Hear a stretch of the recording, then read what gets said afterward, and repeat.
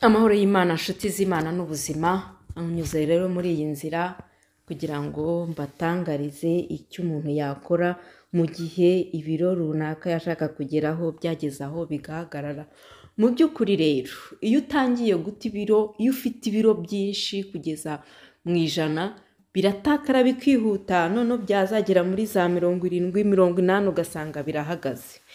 Hari n'ibindi bishobora gutuma ushobora gutangira ino gahunda. Hari igihe unayitangira, noneho wamara kuyitangira ugahura na stress, ugahura n'ibibazo mu rugo rwawe cyangwa iwawe cyangwa muri wowe, ukumva utameze neza ukabihagarika. Icyo gihe rero iyo wabihagaritse, hari igihe wumva noneho wongeye kugira imbaraga, Imana igushubije amahoro, wavuga uti noneho natangirira hehe, nahera hehe. Biragora rero guhita wongera ugatangira. Iyo wahagaze mu rugendo, ni ngombwa rero gushyiramo akantu kagufasha kuva hasi.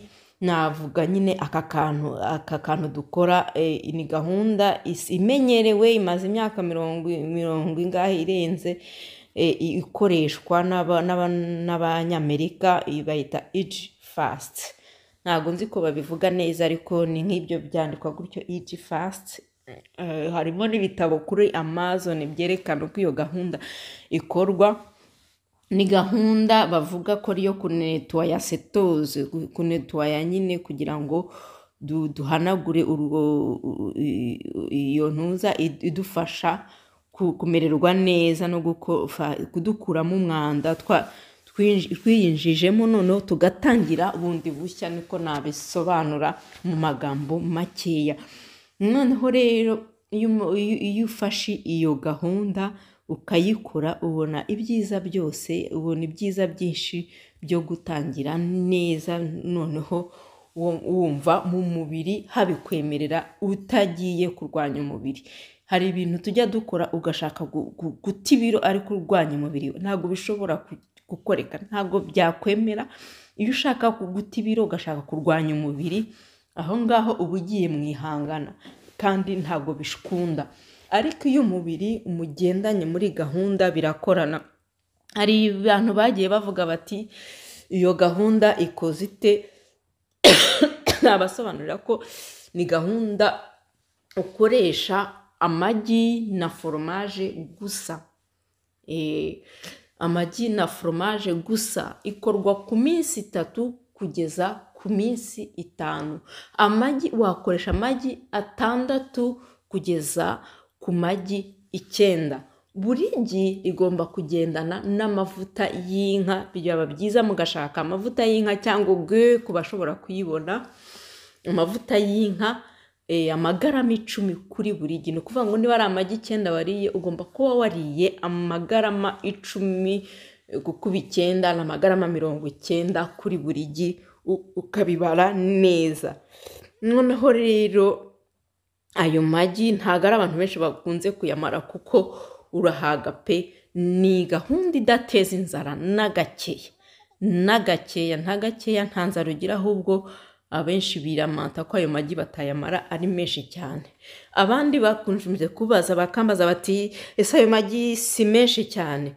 Ni menshi se uhereye kuki?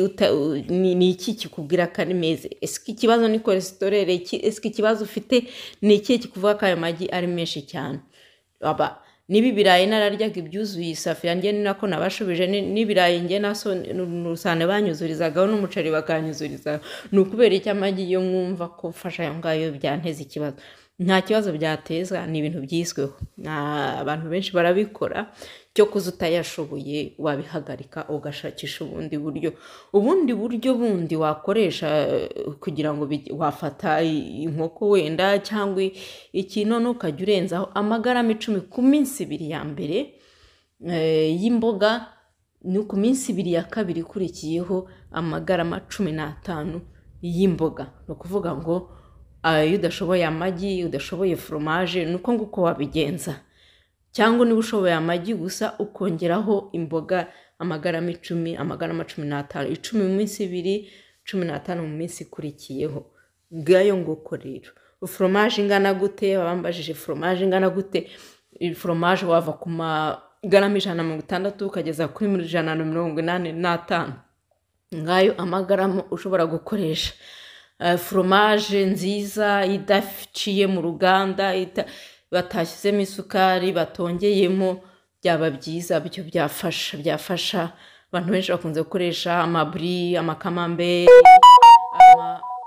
foromaje yose wayakoresha, nta kibazo atwaye, keretse ay'ibikorano cyane yuzuje ibibazo. Ayo ngayo urasoma, ababasha kubyandikaho ku nganda ukareba, ugasoma ibyanditseho, wabona ibyanditseho birengeje 5, ni ukuvuga ngo ayo masa amaforomaje, ahubwo n'ibyo bisa amaforomaje bidafite aho bihuriye. Iyo urangije rero ya gahunda yacu y'iminsi 5, ukoresha amagi na foromaje gusa, cyangwa inkoko n'amagarama 15 cyangwa izindi poroteyine animal, ariko imboga ukazigira nkeya, amagarama ku magarama. Iyo urangije iyo minsi 5, urongera ugasubira kuri gahunda yawe isanzwe.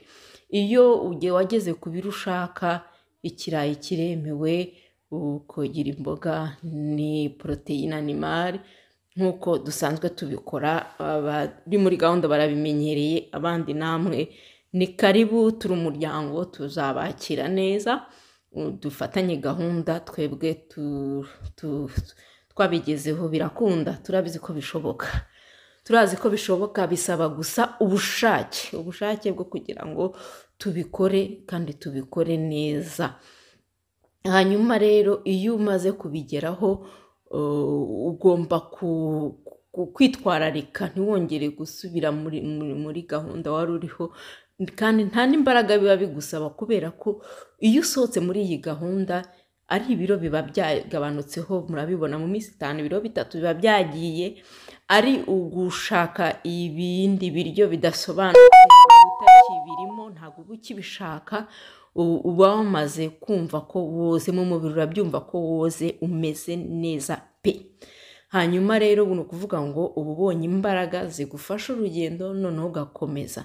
Ikindi kintu namaze kubona, iyo uvuye muri iyi gahunda, uva mu byo bajyaga bakubwira ko ibi biryo turya bidafite gahunda bitumaramo imbaraga, noneho ubwenge bukaza, ugatekereza uti ibi bintu mfata bikancura imbaraga, bikamva simbashe kadahumeka. Mu bintu tumvaga mu by'ukuri, ubyumvisha umubiri wawe, ukumva umubiri uri kwiyumva neza, uri kwiyumva umeze neza, noneho ukumva nta n'imbaraga ufite zo gusubira ku byo twakwita kushunura ibiryo byiswe ibiryo, mu by'ukuri bitari ibiryo, birabinyenganda cyane. Noneho ukayoboka ibiryo bizima, ubuzima bukabusugira, bugasagamba. Ngayo rero nguko ubuzima barabukorera, ugakora bigakunda. Tubigerageze kandi tubigiremo umugisha n'amahoro y'Imana. Ndabibasabiye kandi mbifurije ibyiza byose muri